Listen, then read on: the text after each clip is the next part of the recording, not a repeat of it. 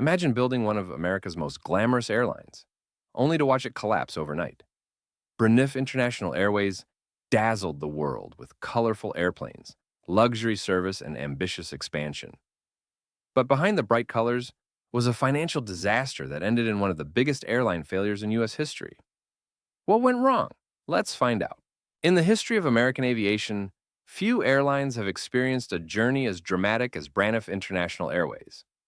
Once celebrated as one of the most innovative and stylish airlines in the world, Braniff transformed commercial aviation with bold ideas, colorful aircraft, and exceptional customer service. During its peak, the airline connected cities across North America, South America, Europe, and Asia, while earning a reputation for luxury and innovation. Yet behind the glamorous image lay financial risks that would eventually bring the company to an abrupt end. The story of Braniff International Airways is one of ambition, creativity, rapid growth, and ultimately, one of the most memorable corporate collapses in U.S. aviation history. The founding of Braniff Airways. Braniff Airways was founded in 1928 by two brothers, Thomas Elmer Braniff and Paul Braniff, in Oklahoma City, Oklahoma. The brothers believed that aviation would become an essential part of America's future transportation system. At a time when commercial air travel was still in its infancy, they saw an opportunity to connect cities more quickly than railroads or automobiles. The airline's first scheduled route connected Oklahoma City and Tulsa, carrying passengers, mail, and small cargo.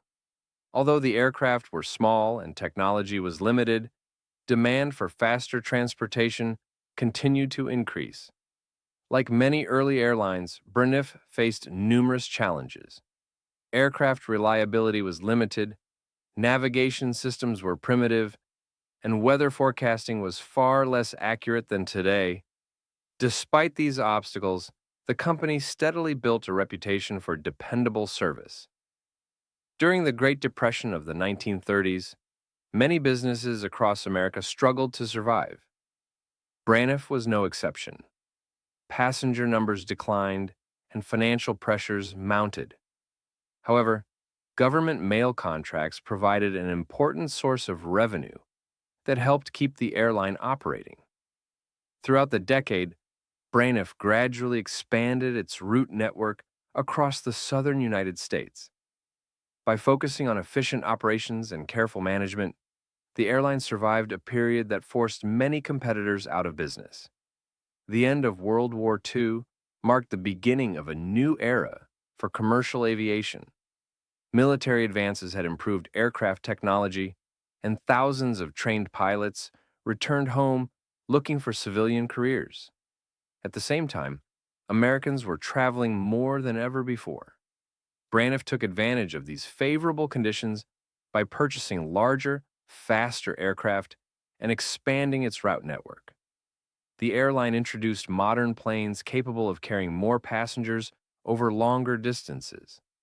It expanded service into Texas, Louisiana, Kansas, Colorado, and other states throughout the Southwest. As passenger demand increased during the 1950s, Braniff became one of America's fastest-growing regional airlines, becoming an international airline. The company's ambitions soon extended beyond the United States.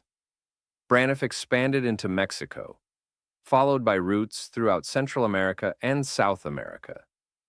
These international destinations transformed the company from a regional carrier into an international airline. To reflect its expanding global presence, the company adopted the name Braniff International Airways. The airline became particularly well known for serving Latin America, where it established a strong customer base. International expansion also brought new challenges. Operating overseas required larger aircraft, additional crews, maintenance facilities, and complex international agreements. Nevertheless, Braniff continued growing throughout the 1950s and early 1960s. A new vision under Harding Lawrence.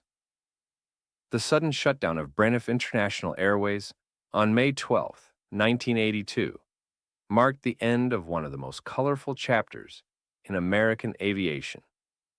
For over 5 decades, Braniff had carried millions of passengers across the United States and around the world. It had introduced